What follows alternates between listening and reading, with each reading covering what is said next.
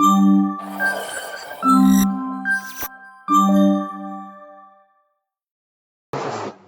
bisa juga tuh. Dalam bahasa C++, ya. Seperti biasa ada folder konstruktor, di mana folder konstruktor itu gua simpan ada konstruktor CPP. Baik, kita mulai aja langsung mungkin dari ya template lah kita buat sebuah library-nya. Sebuah ya stream template ya. Dimana kita gunakan using namespace std. Oke, using namespace std.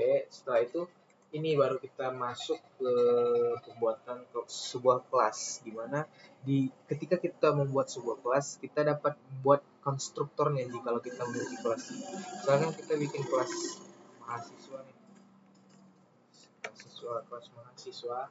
Jika kelas ini ini kan sebuah pendeklarasian, jadi kita menggunakan kurung perawal dan harus diakhiri dengan titik koma ya, karena kelas mahasiswa ini sama saja dengan int jembut int jumo. Nah, int jumo itu kan harus diakhiri dengan titik koma. Misalkan double aku sayang kamu.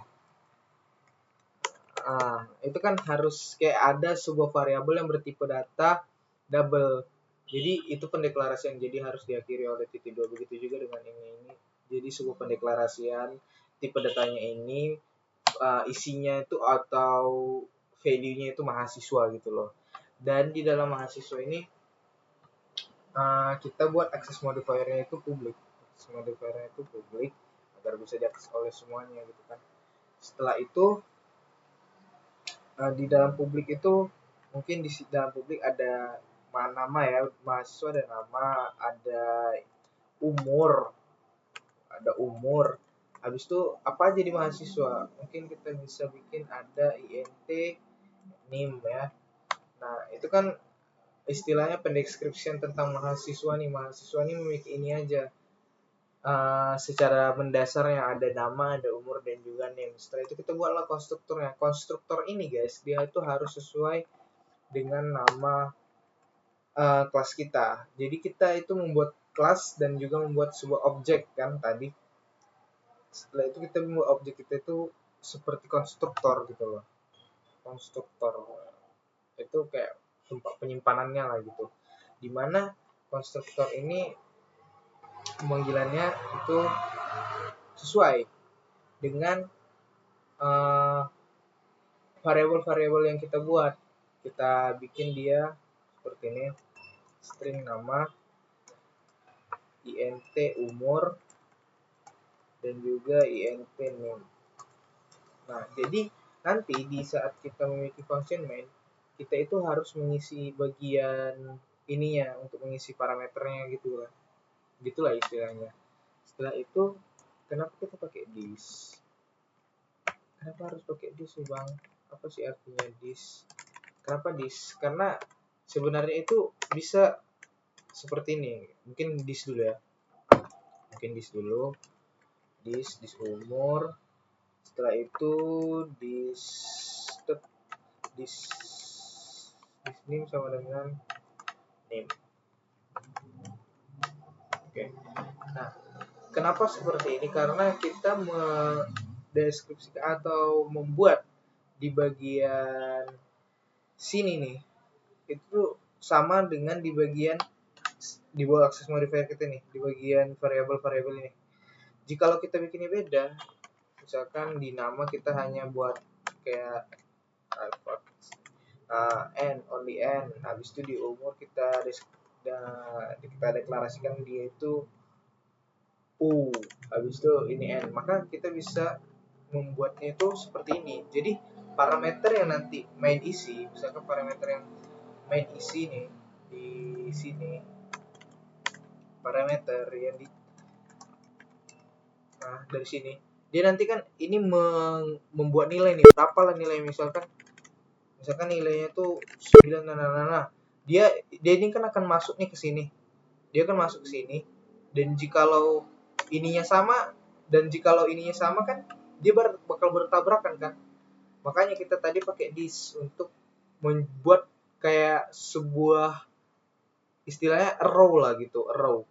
Kamu nggak bisa ke sini tapi kamu ke alamatnya ini untuk mengisi parameter ini.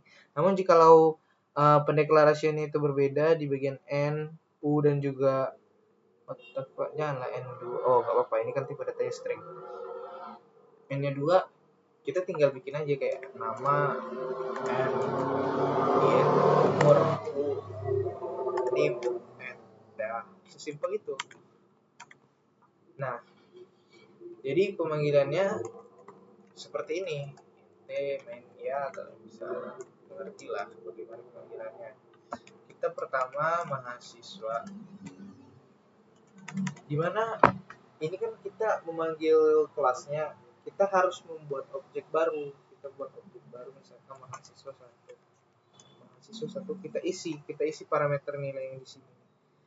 Di data pertama apa, dia tuh harus sesuai gitu guys. Jadi misalkan data pertamanya string, kita harus isi string accept. Nah, setelah itu data keduanya u. Ya, misalkan ini data keduanya int, harus sesuai 20. Setelah itu di sini harus sesuai juga 23. Misalkan di sini harus sesuai juga, misalkan 123. Baru itu kita tutup, baru kita gini. Oh, kita lupa buat function display untuk menampilkan. Function tampil aja, nggak usah sok-sok Inggris lu. Function tampil ini untuk apa? Function tampil ini untuk menampilkan aja. Nah, cout mode, cout name. Oke. Jadi objek yang sudah kita buat ini dari kelas mahasiswa bisa langsung kita tampilkan, di mana kita panggil si tampil.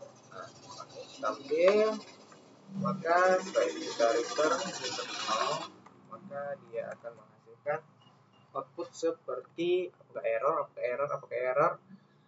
Langsung enggak dong, masa error bang. Oh yes, apa yang salah?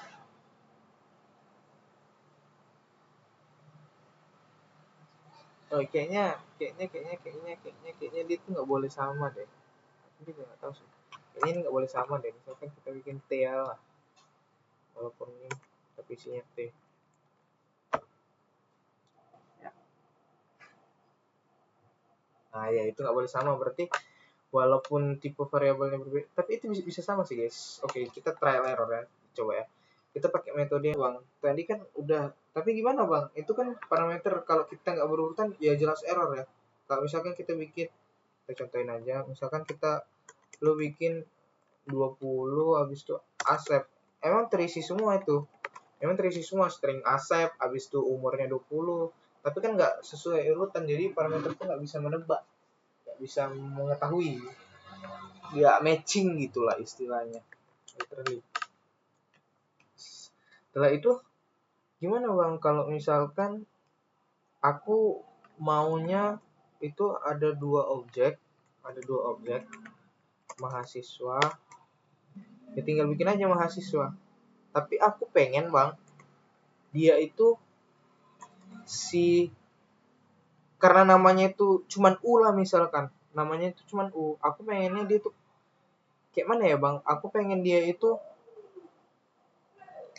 misalkan aku pengen dia itu oke, gini lah ya. Kalau misalkan kita bikin seperti ini, string n, setelah itu ininya double U dan juga double T guys, double T. Jadi dia itu bakal menebak kemana gitu loh, dia bakal kemana gitu loh, ya kan? Logikanya double tuh kan angka juga gitu loh, double tuh angka juga ya kan.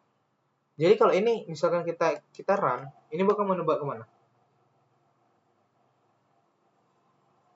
Oh, dia masih ke atas, dia masih ke yang mahasiswa yang ini ya.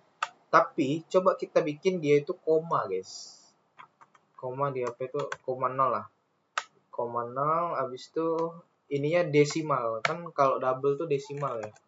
dia bakal kemana? Menurut kalian dia ini bakal ke atas atau ke bawah? Ini tuh dia bakal ke atas, guys, ke bawah, guys. Dia itu bakal ke bawah. Kayak mana cara kita mengetahuinya?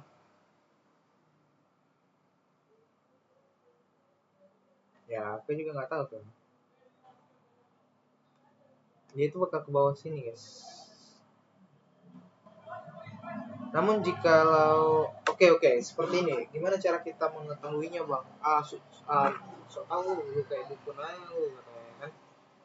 Kayak gini sih mungkin menurut gua cara biar kita mengetahuinya ya. Kita bikin misalkan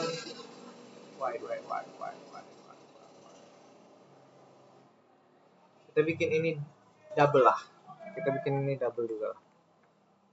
Kita bikin ini double. Kita bikin INT lah ini dua ya. Nah, kita bikin INT. Kita bikin juga ini INT. Nah, harusnya apa yang terjadi? Error. Kenapa error? Karena dua-duanya itu kan INT, sedangkan ini bilangan desimal.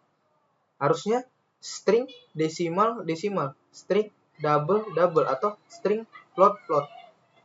Dengan adanya trial error itu, maka seperti itulah kira-kira penggunaan daripada konstruktor dan juga pemanggilannya, kurang lebih. Jadi Bang, kalau misalkan seperti itu jadi nggak bisa ya Bang? Kalau misalkan memang aku mau INT bisa guys. Jadi kalau misalkan kalian memang mau INT, so kalian pakai metode ini aja. Ada namanya metode pemaksaan gitu. Kita paksa walaupun nilai dia itu double atau nilai dia itu desimal, kita paksa bahwa dia itu adalah bilangan bulat dengan menambahkan INT di awalannya. Jadi apa yang akan terjadi? Menurut kalian apa? Menurut saya sih oke aja. Dia akan perfect. Mungkin seperti itu beberapa metode yang ada dalam konstruktor, dalam metode pemanggilannya, dan ini masih yang paling sederhana dalam OOP, Object Oriented Programming. Mungkin ada yang mau ingin kalian tanya atau pengen kalian bingungin dan kalian pengen bertanya, tanya aja, karena subscriber gue juga masih sedikit, jadi gue masih friendly gitu ya. Tanya guys, aman. Thank you.